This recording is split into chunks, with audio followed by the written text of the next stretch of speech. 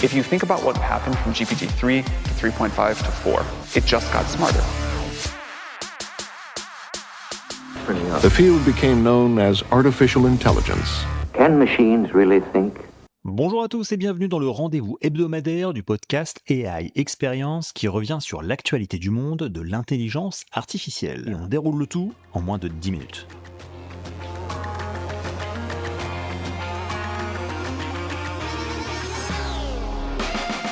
Est-ce que l'IA peut servir de prétexte pour augmenter les prix des logiciels ? Canva est un logiciel de design bien connu qui permet aux débutants ou aux plus confirmés de créer des illustrations et des visuels sans avoir à se frotter à une suite logicielle plus intimidante comme Photoshop ou Illustrator. Or, si Canva est populaire, sa récente décision risque de ne pas l'être car ils ont annoncé augmenter leur prix de 300%.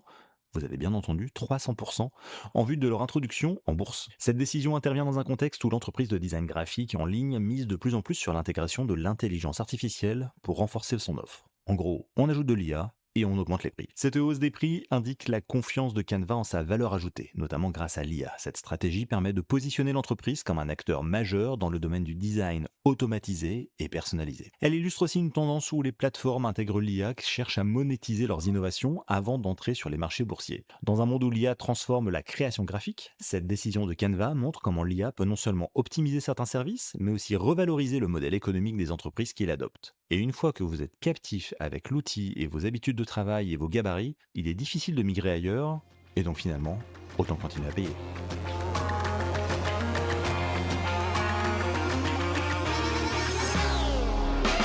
Est-ce que l'IA peut entraîner l'IA ? Alors on a déjà parlé de ce sujet dans le podcast en matière de données synthétiques. En gros, des données générées par l'IA qui servent à entraîner d'autres données qui seront de nouveau générées par l'IA. Et là, c'est un article du MIT Technology Review qui nous parle de ce sujet avec une révélation qui nous indique une proportion significative de travailleurs chargés d'entraîner les modèles d'IA.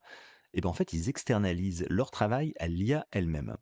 C'est une étude récente menée par l'École Polytechnique Fédérale de Lausanne, l'EPFL, qui montre que 33 à 46% des travailleurs normalement rémunérés pour résumer des extraits de papiers de recherche médicale auraient en fait utilisé des outils comme ChatGPT pour effectuer leurs tâches. Les pratiques de l'externalisation du travail vers l'IA met en lumière un paradoxe. Des modèles d'IA potentiellement imparfaits sont utilisés pour entraîner d'autres modèles, risquant d'amplifier les erreurs au fil du temps. Cela pose une question critique sur la qualité des données utilisées pour le développement de l'IA et les risques associés à une chaîne d'apprentissage biaisée. Évidemment, si on vous paye pour avoir cette valeur ajoutée humaine, le fait qu'un tiers à la moitié des travailleurs utilisent l'IA pour faire ce travail à leur place, ça pose effectivement un vrai problème. Ce problème devient de plus en plus complexe car il n'existe en fait pas de méthode simple pour distinguer les données produites par l'IA de celles générées par des humains.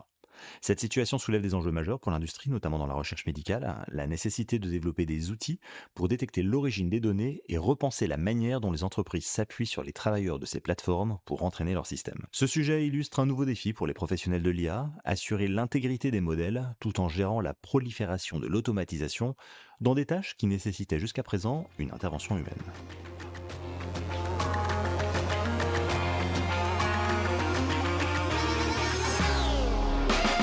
Est-ce que OpenAI saura trouver le bon équilibre ?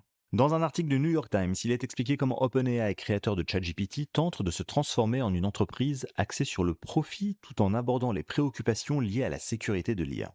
Au cours des derniers mois, la société a recruté de nombreux experts en technologie, en désinformation et en sécurité, tout en réorganisant sa direction et sa structure pour attirer d'importants investissements, dont un potentiel de 100 milliards de dollars provenant des géants tels que Microsoft, Apple et Nvidia. Cette information souligne le dilemme fondamental auquel OpenAI est confronté.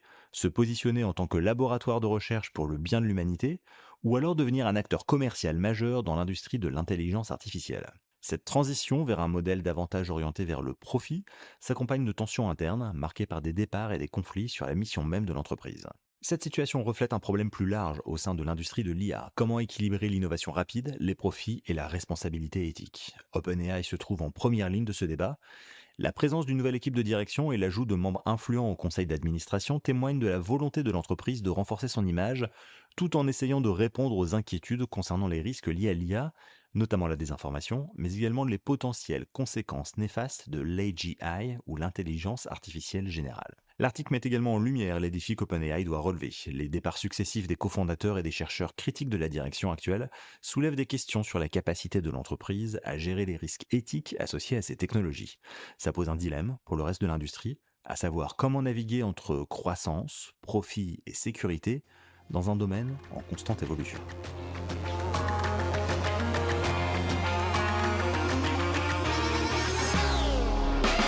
Comment savoir quelles images sont générées par l'intelligence artificielle ?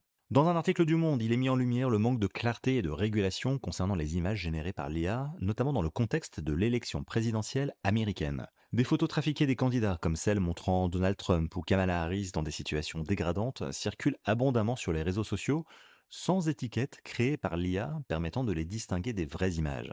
Cette information illustre les défis croissants auxquels sont confrontées les plateformes sociales pour distinguer les contenus authentiques des créations générées par l'IA, en particulier à l'approche de grands rendez-vous démocratiques, comme les élections américaines.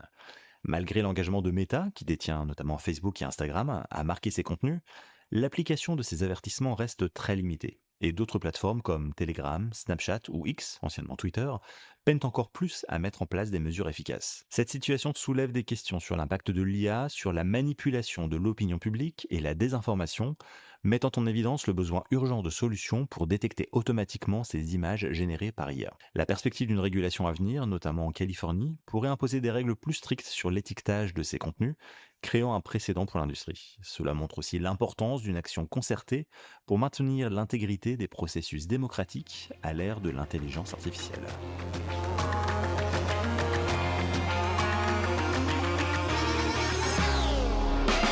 Est-ce que vous voulez que LinkedIn utilise vos données pour entraîner l'IA ? Dans un article de The Verge, on apprend que LinkedIn a intégré les contenus de ses utilisateurs dans les processus de formation de ses modèles d'IA sans leur demander l'autorisation au préalable. La plateforme professionnelle a mis en place une nouvelle option de confidentialité et un formulaire d'opt-out avant de mettre à jour sa politique de confidentialité, indiquant que les données de ses membres sont utilisées pour entraîner des modèles d'IA. Cette information soulève des questions importantes sur la collecte et l'utilisation des données personnelles par les plateformes en ligne pour le développement des modèles d'intelligence artificielle. LinkedIn ici mentionne que ces données servent à améliorer certaines fonctionnalités comme les assistants de rédaction et précise qu'il est possible de se désinscrire en modifiant les paramètres de confidentialité du compte.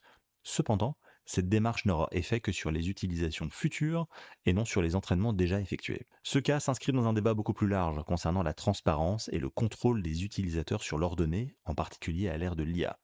Tout ce que vous publiez sur les réseaux sociaux aujourd'hui pourra peut-être être utilisé dans le futur pour entraîner des modèles d'IA. Cette situation rappelle l'admission récente par Meta d'avoir utilisé des données non privées pour entraîner ces modèles, montrant une tendance inquiétante dans ce secteur. Elle met également en avant le besoin pour les utilisateurs de rester vigilants quant à la manière dont leurs informations sont utilisées et de vérifier régulièrement les paramètres de confidentialité.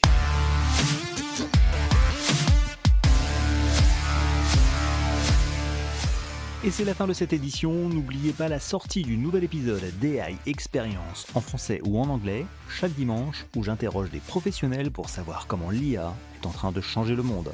En attendant, on se retrouve la semaine prochaine, même heure et même concept. À très vite.